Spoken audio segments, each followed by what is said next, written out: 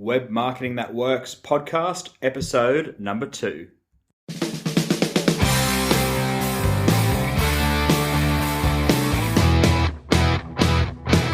Welcome to the Web Marketing That Works podcast. Come behind the scenes of real-life marketing experiments and listen in as amazing guests confess the truth about what really works.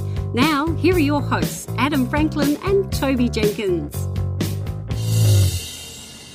Hello listeners, it's Adam Franklin from the Web Marketing That Works podcast. I'm here with our co-host, Toby Jenkins. How's things, Tobes? Good, thanks, Ads. Hi, everyone. This is the show for people who love marketing on the web. Toby and I will take you behind the scenes of real-life marketing experiments, the good, the bad, and the ugly. We confess what's failed and reveal the truth about what really works. This show is brought to you by our new book, Web Marketing That Works, and specifically the bonus templates that go with it. So if you're keen to download the bonus 33 free templates from the book, please duck over to our website, bluewiremedia.com.au/book. Now, the guest for our show today is a guy called Trent Dyrsmid. Cool. And Ads, what are we exploring with Trent?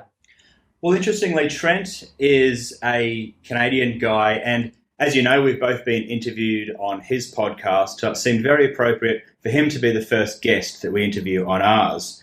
And specifically, we're going to look at his book launch, because when we did the interview with Trent, he had his new book had just come out, and he shares what worked and what didn't work with his book launch. We dive into his three-tiered pricing model, and also this idea of having an elephant offer. And we also look at his experiences with podcasting, because his Bright Ideas podcast, he's recorded over 100 episodes, and we learn the good, the bad, and the ugly from that as well.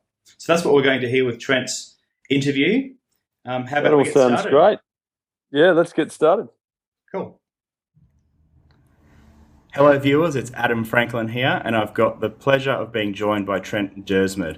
He's the founder of Bright Ideas, the host of the Bright Ideas podcast, and the author of the book called Digital Marketing Handbook, the ultimate small business guide to putting client attraction on autopilot.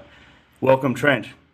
Hey, man. Thanks very much, Adam. I appreciate it. I think actually this is the first time I've been introduced as the author of a book, because I just published it in December, and this is my first interview since.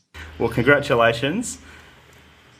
Now, what we'd like to cover on these interviews, Trent, is web marketing that works. And to give our listeners and viewers a bit of a background, would you mind giving us a little overview of your business?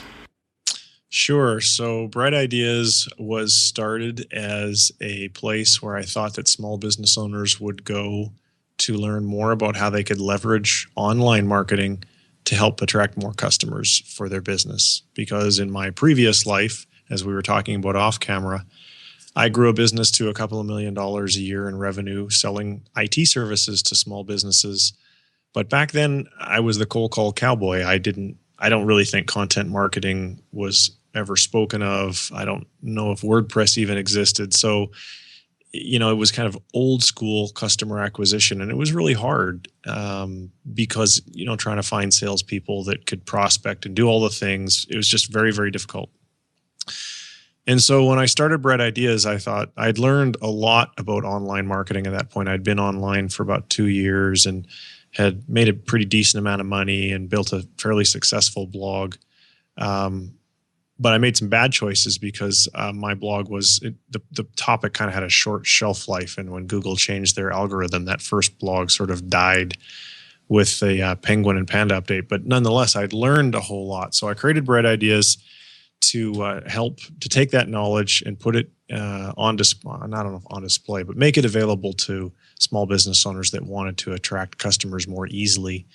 And I started interviewing a lot of entrepreneurs on my podcast. And from there, I started writing a lot of blog posts, and it all just kind of took off. Okay, so in terms of the actual stuff that has worked, obviously marketing is all about experiments. What are some of the things lately that have worked well from a marketing point of view? I think there's a couple. There's a long list of things that have worked well. For me, having a podcast worked very well from the perspective of engaging an existing audience. It helped me to build it a bit, but it wasn't great for building an audience. But it is exceptionally good for creating engagement with an audience that you already have. So when it comes to building an audience, the most important thing is to really make sure that you've picked who the audience is you're trying to connect with. I see, in my coaching and just questions on or comments on my posts and emails I get a lot of people asking me, how to get traction. And almost always they're trying to be a generalist. They just don't have a target audience in mind. So we have an agency and we work with clients, and I often ask this question at the beginning of the discussion: who's your target audience? And the answer is almost always small businesses. Well, that's, you're never going to be able to stand out amongst your competition if you're just targeting small businesses, because the whole thing about marketing, and this is not even just online marketing, but about marketing, is you need to have a unique selling proposition. And the key word in that sentence is unique. So if you are just trying to sell, like using my old company as an example, we didn't pick a niche because I didn't know any better back then, but we were just selling IT services to small businesses. Whereas a guy that and we did okay, we did a couple $1 million a year. But there was a guy who I interviewed in my very first podcast episode. It's a guy by the name of Mike Miklowitz, and he wrote a really good book called The Pumpkin Plan. And Mike built a very, very similar IT services company to the one that I did, but he grew his quite a bit bigger, and it was quite a bit more profitable because he focused exclusively on delivering IT services to hedge funds. So what he did was picked a very profitable audience that really valued their IT support, and he focused exclusively on that audience. So my number one piece of advice to everyone is, no matter what it is that you're trying to sell, you really need to make sure that you pick that specific audience and identify who your avatars are in the audience. So let's use an example. Maybe you're selling marketing services to a dentist's office. Well, there's more than one decision maker. There's an influencer and there's a decision maker. Most times in a dentist's office, the influencer is the office manager. They're the ones that are doing the preliminary legwork. They're probably in charge of marketing, as it were, but they don't sign the check. The dentist who owns the practice is the one that signs the check. And as the person trying to get them as a client, you may never speak to the dentist, but the influencer is going to be the one that ultimately convinces the dentist one way or the other. So not picking a target market and not identifying the avatars or personas, rather, that are in that target market. Those are two things that work really, really well, and two things that I see so many people not doing. They're the types of things that really come first in that strategic planning part, isn't understanding your buyers, and then what problems do they have and how can you solve them better than other people in the marketplace. Correct. Because at the end of the day, no matter really what you sell, you're in the business of solving problems. The only reason people part with any money is because they have pain and they want the pain to go away. The pain could be, I'm not getting enough customers, so therefore I'm going to buy marketing services. Or the pain could be, my overhead is too high, therefore I need some productivity tools so I can get more productivity out of each employee. So you really, really need to understand what the pain is, what's keeping your customer awake at night, and then position yourself, your company, your product as an aspirin pill. And if you're the dentist yourself, then the customers actually literally have a pain in their teeth, and they come and see you. Now let's dive into your book launch that happened recently. I've been following that quite closely. Can you talk us through, I guess, what went well from a marketing perspective, but also how you packaged up your offer? It wasn't just a book you were selling, was it? No, it wasn't. And I want to credit a friend of mine by the name of Nathan Barry with giving me some very, very good advice on this.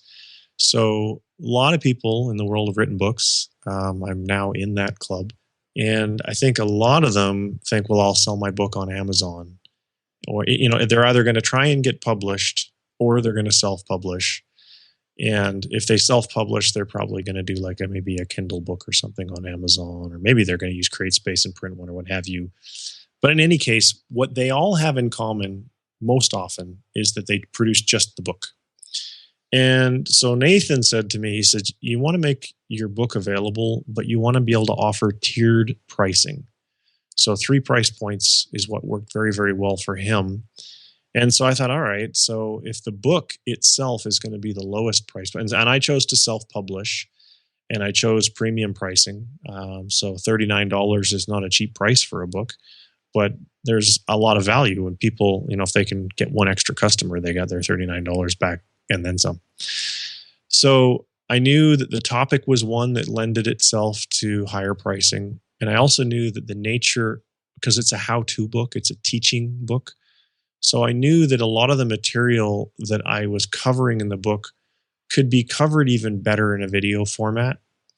And I also knew, having interviewed, like 100 people on my podcast now, that there would also be lots of people who I had interviewed and people who I knew and could interview who would also have really good insight to share that was very relevant to the topic of the book.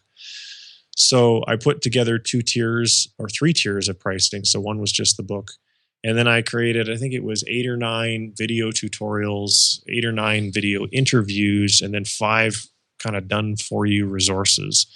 And I sort of split those up into the tier 2 price, which was $99, and then the tier 3 price, which is called the complete package, which was $249.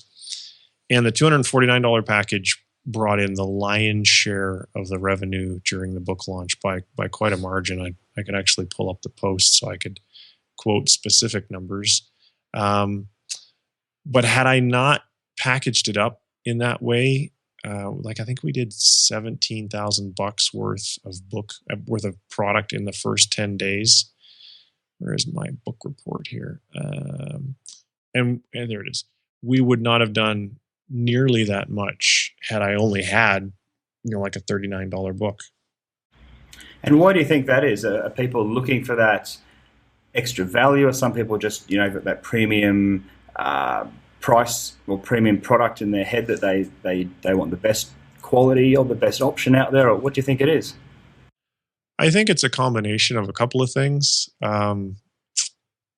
I think that there are people out there who would rather watch a video than read a book. I think that there are people out there who, if given the option to buy the premium option, will buy the premium option. I positioned the premium option to have exponentially more value than the basic option. I also gave people who bought it when I launched the book the opportunity to get one-on-one contact with me. And it was surprising. 45% of the sales came from people who knew me. 55%, their purchasing the book was their very first exposure to me. So, maybe that extra bonus of getting, a consulting call with me wasn't a huge value to those people because they didn't really know me that well at that point, or they didn't know me at all. And now I've lost my train of thought. That's okay. I actually noticed with my product launch recently, we also offered 15 days worth of marketing advice from myself and Toby. And it's only early days in terms of that support period starting, but there's less than 10% that have taken us up on that offer so far, and we have been quite visible. We've emailed everybody to remind them. So I think it's a great value add, but to actually deliver that level of service doesn't take too much time or effort, because not that many people so far. I could be proven wrong in the next 10 days, but so far, not many. Yeah, that was my experience as well. We, I forget what the exact number of orders that we got. If I can find it here. Yeah, it was level 3. I forget which. It was like 100 orders or something like that had access to the extra stuff. And I would say maybe 15% at the most actually took me up on the call, which is a surprise. I would have thought that they would have all wanted the opportunity to ask questions directly of the author of the book. Now, Trent, let's backtrack a bit and look back over your career in business and as a marketer, and let's have a look at things that didn't go according to plan. Most people call them when things fail, and people in business and in marketing know that there's a huge long list of failures, many of which people aren't necessarily familiar with. We don't tend to talk them up as much or bring attention to them because it's a sign of vulnerability. But what I like to do is explore them. One, because people listening will realize, we all make mistakes. We're in this, we're experimenting, and we're learning from that. But secondly, it goes to show what you can learn from it. And that's really what I'd like to dive into. So is there an example or a couple of examples if we need it? How many would you like? Yeah, well, I guess, I've been following your blog for a little while. What's one of the major mistakes where you've really learned something? In my entire period online, so let me start with the first big mistake. When I first got online, after selling my other business, I took some time off. I learned how to surf and, moved to Southern California and just kind of hung out for a bit. And then I decided it was time to kind of get cracking again. I didn't do a good job of selecting my first online business. So my blog became very, very popular. It actually had even more traffic than Bright Ideas has. But I mentioned earlier, it didn't have a long shelf life. And the critical mistake that I made was I didn't think about, and I'm in hindsight, I'm really quite embarrassed that I didn't think about this, but I didn't think about the shelf life of the topic, the business model that I had chosen. And I had chosen a business basically I put all of my traffic eggs in the Google basket. So I was 100% dependent upon the current iteration of the Google algorithm to drive traffic to my sites. Because back then I didn't know that Google changes their algorithm as often as they do. And so the result of that was I essentially, when Penguin and Panda came out, got put out of business. I went from 20 grand a month to almost nothing in about 2 or 3, maybe 4 months. So that was pretty painful. And with that blog, I had positioned myself with my tribe as, in this being knowledgeable in that space. And of course, when Google turned the lights out, it was pretty awful because I decided, I'm going to go pick a different, because I realized that audience wasn't one that was necessarily going to move with me as I changed my topic a bit. And so that's why I created the Bright Ideas brand. So I kind of had to do a do-over. And it's a lot of work to go back to zero and start a whole new blog and a new identity kind of all over again. So I'd say that was a pretty big mistake. And then another mistake that I made with Bright Ideas is I waited too long to monetize. I actually didn't even attempt to monetize for a full year. And I don't really know why I did that. One, obviously, because I didn't need the money. And when you sell a business, one of the bad things about selling a business and getting a big check is you get comfortable. And comfortable is actually not, people who don't have money are going to be listening to this going, oh, F you, butthead, but honestly, you get comfortable and you make stupid decisions out of that comfort because you don't have that sense of urgency to bring the money in the door. And so I waited too long to monetize Bright Ideas. And as soon as I decided to start monetizing, the money came in reasonably quickly. And I thought to myself, gosh, why didn't I do this earlier?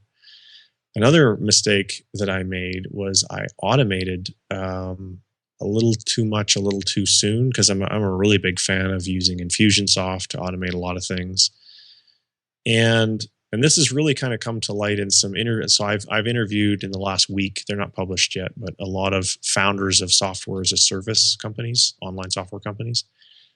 And the one thing, and these are all successful guys that have got venture financing and, they're really blowing up big in a good way. But they all started, getting their very first customers by personal relationships. They didn't spend a bunch of developer time building automated onboarding processes. They wanted to talk to their customers firsthand, their early customers, like the first 30, 40, 50 customers, because they realized that there was a massive amount of extremely valuable information to be uncovered in those phone calls about why did you sign up, what problem are you trying to solve, what about the sign up process was good, what wasn't good, where does our product miss the mark, et cetera, et cetera. And so when I did my first product launch for Bright Ideas, which was a full year in, it was in June of 2013, I didn't put into my workflow the opportunity for any of my customers to be able to have a personal contact with me. And so after that product launch, revenue it sort of dropped back down again. And then thankfully I started monetizing another way. And so that made up for the shortfall. But in hindsight, I would, like now with my book launch, for example, I made sure that in the communications after the purchase was, hey, here's my calendar link, book a time. I want to talk to you because I want to understand who bought my book. Why? Because that information was going to be very helpful for me in figuring out, what to do next.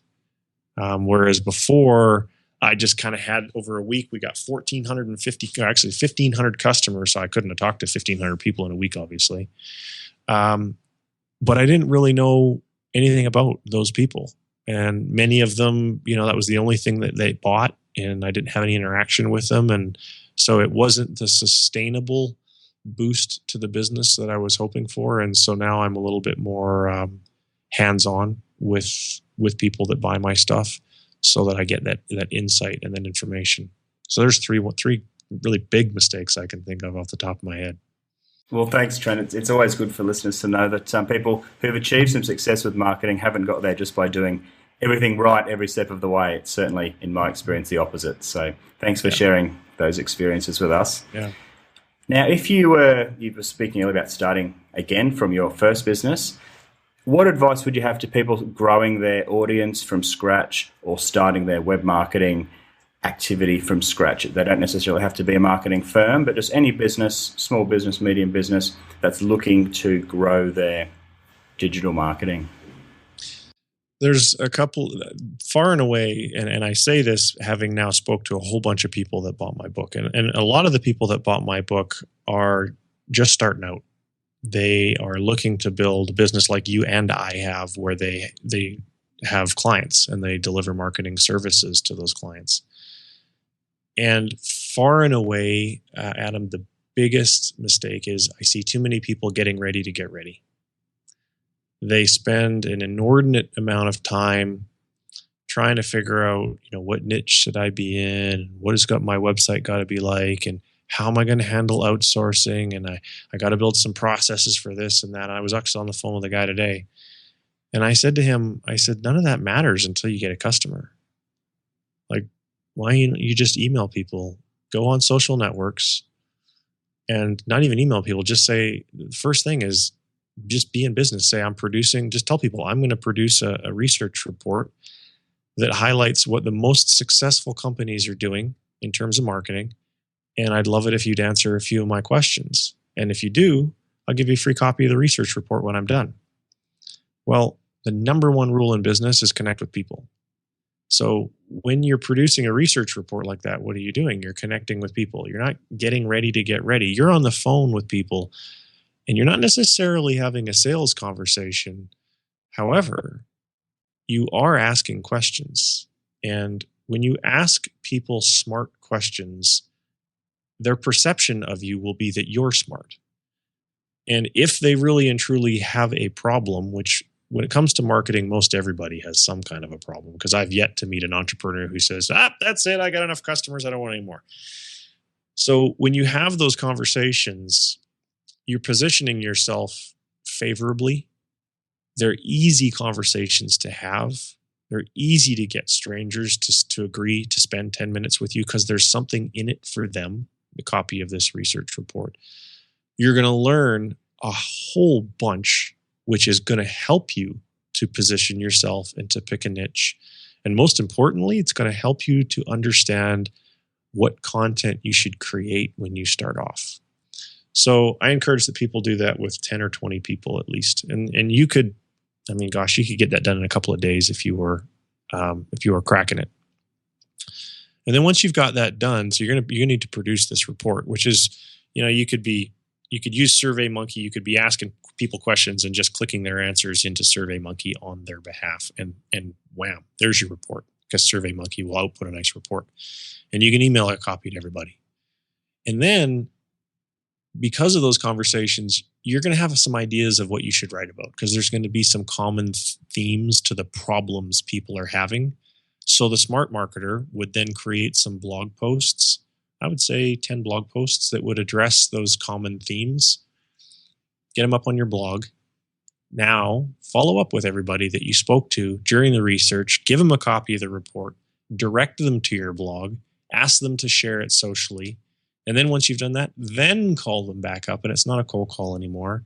And say, what did you think? What did you think of the report? What did you think of my blog? And then probe and find out, are there problems that you'd like to solve? Because now you've got trust, rapport, and credibility with these people. And they're gonna go, well, yeah, there's a couple. Well, which one's the biggest one?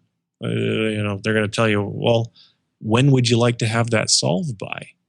They're gonna give you a date and go, well, how about I solve that for you? If you ask people that question, a percentage of them will say yes. And as soon as one does, you're in business. You didn't spend a whole bunch of time writing a business plan. You didn't spend a bunch of time picking a niche. All of those things come in due course. But until you have a customer, you're not really in business. You're just pretending to be in business. And as I have a YouTube video that's ranked number 1 on YouTube for this key term, and I get a lot of traffic from it. And it's, if you want to see it, it's how to start a business with no money. And it's been watched almost 500,000 times now. And in that video, I basically explain the best way to succeed in business is to be in business. And you're not in business until you have a customer. And your first customer, not that hard to get. That's such good advice, because it is so easy to be getting ready. And it's really, because it's terrifying taking that leap from thinking about running a business to putting it all out there and actually taking the plunge, isn't it? So I do often see, and we started out nearly 10 years ago, and mentors said, it's not yet exactly as you said, you don't have a business until you've got a customer. Once you've got a customer, then you've got some money to work with, and then you can worry about getting your website up, getting your logo done, all these other things that often I see people stalling by, or you don't need to get that stuff done, more importantly than getting an actual client. So thank you Correct. For sharing that. Yeah. Another thing I liked with what you said is that you need to get your audience or your customers first and then find a product to make for them, as opposed to making the product first and then trying to sell your wares onto people. Your approach was really smart. Yeah, and that's actually something I'm glad that you brought that up, because I've done it both ways. When you're first starting out and you don't know your audience that well, making a product first and then trying to sell it is a fool's approach. And you don't need to. If you're making an information product, for example, or you're trying to figure out what service you're going to offer, I would test demand first. Webinars, landing pages, just put up ways that people, like, a really smart idea is put up a landing page and follow it up with, offer a free report, put in your follow-up sequence that takes them to a sales page maybe a day or two after they've got the free report with a buy button on it, even if you don't have any, even if you can't take payment yet. Because wouldn't it be good to know that people are clicking the buy button? And you could take them to, a page. I've heard a couple of ways of guys doing this. You could take them to a page that says, hey, my product's not ready yet. Thank you very much for expressing interest. I now have you on the early bird list. Or you could take payment and then email them and say, hey, I'm working on version 2 of my product, and it'll be ready in 30 days. I can either refund your money right now, or I can just hang on to it, and as soon as the version 2 is ready, I'll send it out to you. Well, if people are buying it with their money, because that's the best vote in the whole world, surveys are great, but credit cards are better, much better. then you know that there's absolute demand for that. Or you could take deposits. So I guess my point is until you really know your audience, don't build something and hope to sell it. Market it, see if the idea sells, and then build it. Once you know your audience, like with the book, I didn't do that because the book, I knew the book would sell. Or at least I had a high degree of confidence that the book would sell because I had been talking to this particular audience for a year and a half by that point. I'd had hundreds of email interactions, Twitter interactions, webinar interactions, one-on-one phone calls, my mastermind group that I lead. I knew that these were real problems that people had. And I knew because of how much success Bright Ideas had had in its first year, that the solutions that I wrote about in the book were valuable or valid solutions. So I didn't take that approach of make the product second after I tested demand. I just went and made it. And you'd been in business for a number of years then, so you knew your product, you knew your audience, you knew the problem that you solved, and this was just another product that helped address their problem. Yeah. So Trent, looking back, who have been the people that you've known personally or just via their blogs and aspirationally who've helped you the most? Well, I mentioned Nathan Barry already. Probably, I'd say I've learned from there's not been one person who has had this profound impact on my vision or what I'm doing. There's probably honestly been, like 50 people whose names that I cannot remember off the top of my head at this point in time. I've paid attention to Andrew Warner at Mixergy. I like what Marcus Sheridan is doing. I've paid attention at various times to the Social Media Examiner. A friend of mine, Wes Schaefer. There's just so many people who I've learned from that I couldn't even begin to just say, well, it was just this one person, because that wouldn't be true. And what have you learned more from learning from these people or doing it yourself, or what sort of combination of the two? Doing it myself by far. By far. Honestly, I'm at a point now where I don't really consume a lot of other people's content, because once you've been drinking the Kool-Aid, there's new ideas, of course, and there's new techniques, of course, but there's, only so much time in the day to execute all these things. So the best lessons by far are from just doing. And that goes back to the best way to succeed in business is to be in business. Getting ready, reading ebooks, watching videos, it's okay. And I think some personality styles benefit from it more than others do. But you really need to roll up your sleeves and start digging or shooting or whatever. Yeah, because I certainly find, you could spend your entire life reading all the books, listening to all the podcasts, watching all the videos, and not get through it all. At some point, you've just got to take that plunge and get into it. And I certainly find, learning. I'm always reading, always listening to podcasts, but the beauty of them is that you've actually got a business to apply them to. And I think that's where the lessons in the book actually become concrete, because you're doing it for your own business, and that's when it becomes real. That's when you can really learn how well it works, because as you've said, there's so many books, there's so many different ideas. They're not all going to work for you. Some work a lot better than others. Mm-hmm. But getting in and actually doing it, which has been why I've certainly loved doing my marketing experiments, sharing them on the blog and now through this podcast. And my first book's coming out shortly. It's called Web Marketing That Works, and it's based on all the different things that Toby and I have been putting into practice over the last 9 years, based on what we've learned, but more importantly, how we've put it into practice. And we share what, for us anyway, has been the most effective way to approach the marketing. Mm-hmm. Now, I still believe in education. I did spend $5,000 on professional development in education in the last year. But that's because now I'm at a point in my business where when I learn a good idea from somebody else, it can have quite an impact.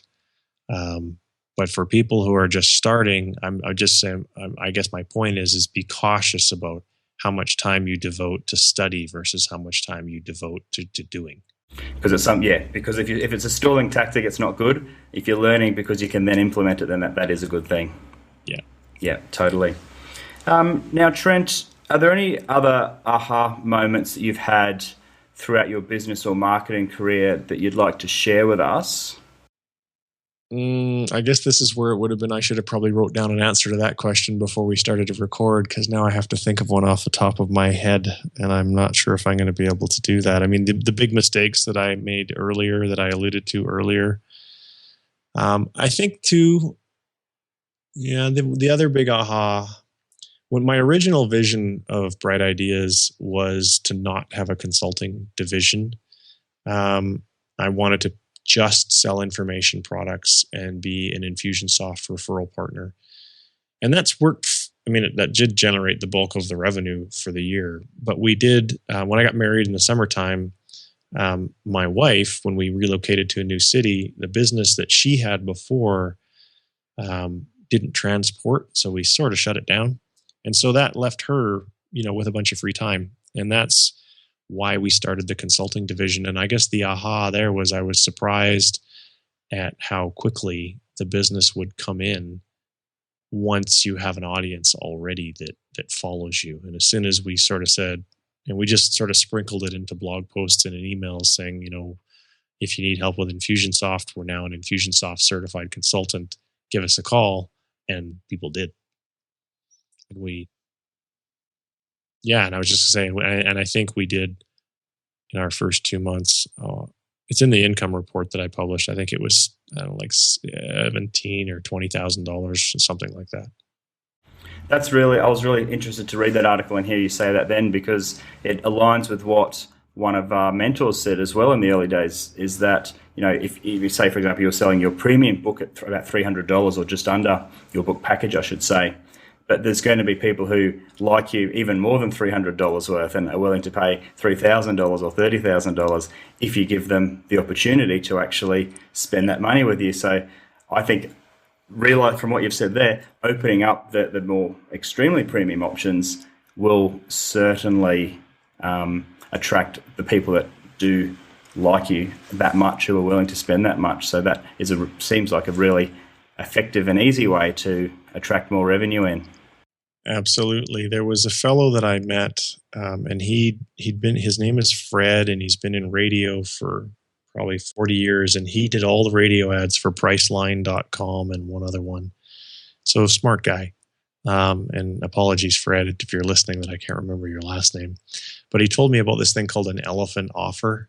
And he says, basically, that's your super premium, high-priced offer, and most people won't take it. But if you don't put it out there, the one person that wants to take it can't. And it also has a secondary benefit of anchoring the price really high so that everything else seems a lot better value, hey? Yeah, that's the other psychological reason to have an elephant offer. I've never heard it called an elephant offer, but I like that. I might use that. I'm sure he won't mind. Now, Trent, where can people go to find out more about you and to connect with you? Brightideas.co. I am not a hard guy to get a hold of. There's a contact form on the page. There's all my social profiles are linked to from the blog. And I am very easy to get in touch with. Well, thank you so much for being a guest on the show today, Trent. I really appreciate it. Yeah, thanks very much for having me on, Adam. It's been fun. Cheers.